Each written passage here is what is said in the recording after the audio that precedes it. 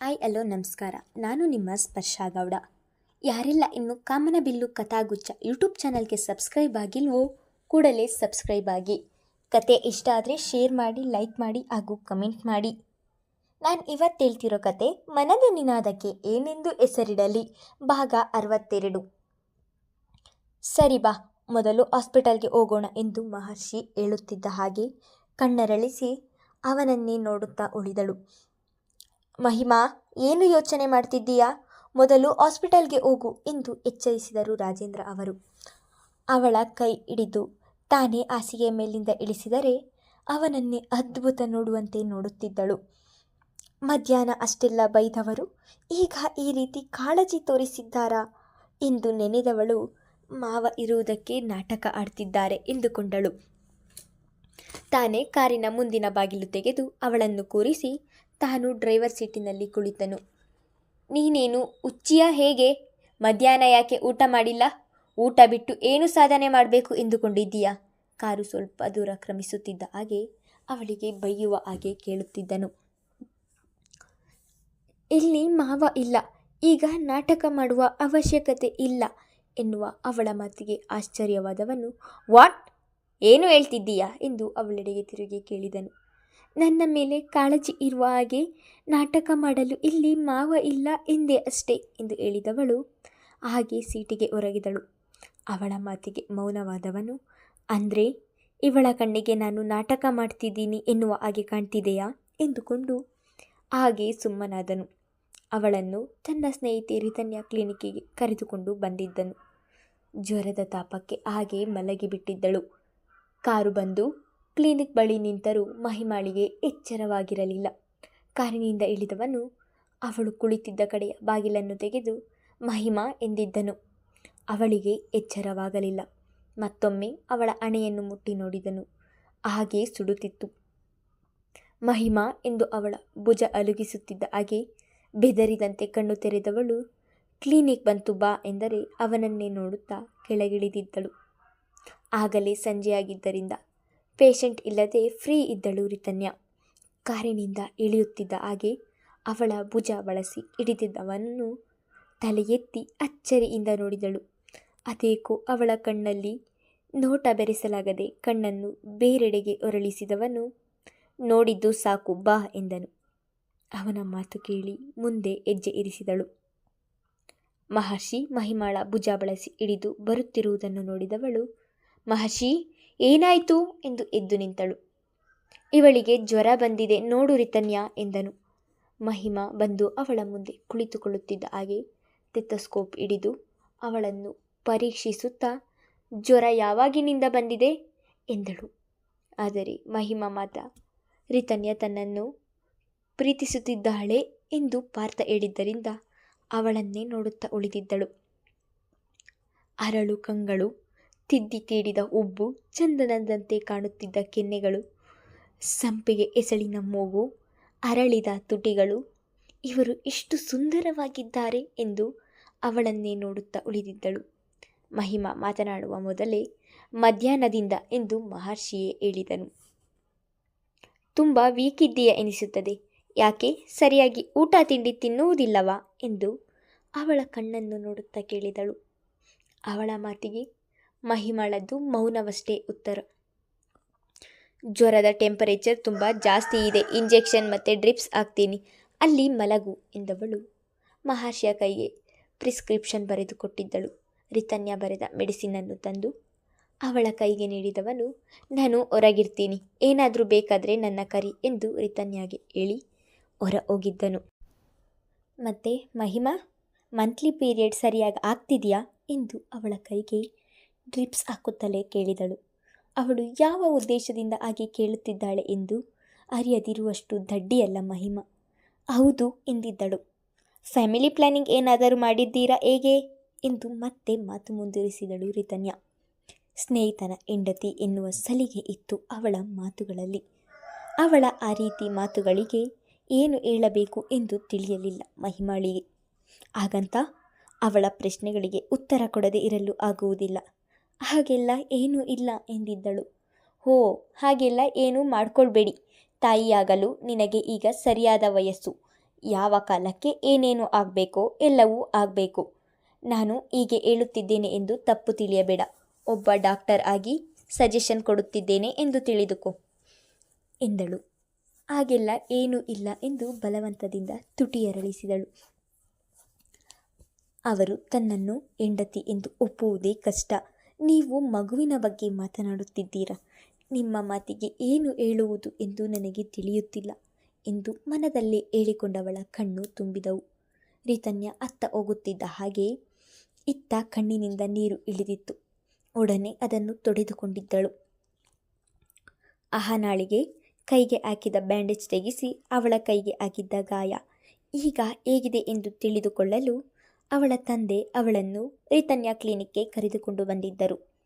Clinic ಹೊರಗೆ ಮಹರ್ಷಿ ನಿಂತಿರುವುದನ್ನು ಕಾರಿನಿಂದ ಇಳಿಯುತ್ತಿದ್ದ ಹಾಗೆ ನೋಡಿದ ಅಹನ ಮಾಮಾ ಎಂದು ಉದ್ಗರಿಸಿದಳು. ಅವನನ್ನು ನೋಡಿದ ಒಡನೆ ಅವಳ ಮನಸ್ಸು ಹೂವಾಗಿತ್ತು. ನಂತರ ಏನನ್ನೋ ನೆನೆದವಳು ಕ್ಷಣದಲ್ಲಿಯೇ ಅರಳಿದ ಹೂವು ಬಾಡುವಂತೆ ಅವಳ ಮನಸ್ಸು ಕೂಡ ಮುದುಡಿ ಹೋಯಿತು.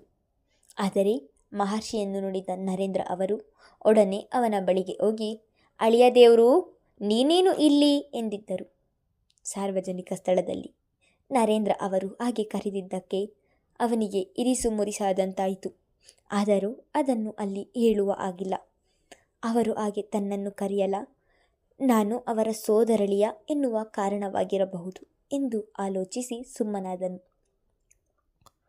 ಮಹಿಮಗೆ ಜ್ವರ ಬಂದಿತ್ತು ಮಾವ, ಅದಕ್ಕೆ ಕರೆದುಕೊಂಡು ಬಂದಿದ್ದೀನಿ ಎಂದವನ ನೋಟ ಅನತಿ ದೂರದಲ್ಲಿ ನಿಂತಿದ್ದ ಅಹನಾಳ ಕೈ ಕಡೆಗೆ ಹರಿಯಿತು.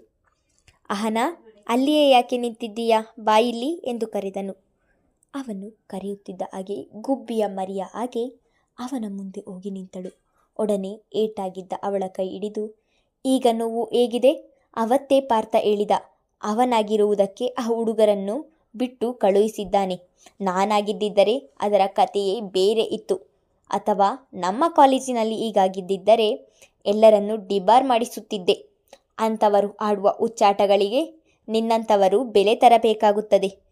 ಈಗ ನೀನು ಎಷ್ಟು ದಿನ ನೋವು ಅನುಭವಿಸಿದ್ಯಾ ಹೇಳು ಎಂದನು. ನಾನು ಕೂಡ ಪ್ರಿನ್ಸಿಪಲ್ ಜೊತೆ ಮಾತನಾಡಿದೆ ಅಳಿಮಯ್ಯ. ಇನ್ನೊಮ್ಮೆ ಈಗಾಗದ ಹಾಗೆ ನೋಡಿಕೊಳ್ಳುತ್ತೇನೆ ಎಂದು ಕೇಳಿಕೊಂಡರು. ಇನ್ನೇನು ಮಾಡಲು ಆಗುತ್ತದೆ ಎಂದು ಸುಮ್ಮನಾದೆ ಎಂದರು ನರೇಂದ್ರ. ಒಡನೆಯೇ ಅವನಿಂದ ಕೈ ಹಿಂದೆ ತೆಗೆದುಕೊಂಡವಳು ಇವಾಗ ನೋವೇನು ಇಲ್ಲ ಮಾಮ, ಬ್ಯಾಂಡೇಜ್ ತೆಗೆಸಲು ಬಂದ್ವಿ ಎಂದಳು. ಸರಿ, ರಿತನ್ಯ ಫ್ರೀ ಇದ್ದಾಳೆ, ಪೇಷಂಟ್ ಯಾರೂ ಇಲ್ಲ, ಹೋಗು ಎಂದು ಅವಳನ್ನು ಒಳಗೆ ಕಳುಹಿಸಿದನು. ನರೇಂದ್ರ ಅವರು ಮಾತ್ರ ಅಲ್ಲಿಗೆ ಅಳಿಯನ ಜೊತೆ ಮಾತನಾಡುತ್ತಾ ನಿಂತರು. ಅವನ ಜೊತೆ ಮಾತನಾಡಲು ಸಿಗುವ ಸಣ್ಣ ಅವಕಾಶವನ್ನು ಕೂಡ ಬಿಡುವುದಿಲ್ಲ ಅವರು. ಅಹನ ಒಳಗೆ ಹೋಗುತ್ತಿದ್ದ ಹಾಗೆ ಮುಗುಳು ನಗು ಸೂಸಿದಳು ರಿತನ್ಯ. ಇವಾಗ ಕೈ ನೋವು ಹೇಗಿದೆ ಎಂದು ಅವಳ ಕೈ ಹಿಡಿದು ಕೇಳಿದಳು. ಹಾಂ, ಇವಾಗ ಪರವಾಗಿಲ್ಲ ಡಾಕ್ಟರ್, ಬ್ಯಾಂಡೇಜ್ ರಿಮೂವ್ ಮಾಡಿಕೊಡಿ ಎಂದಳು.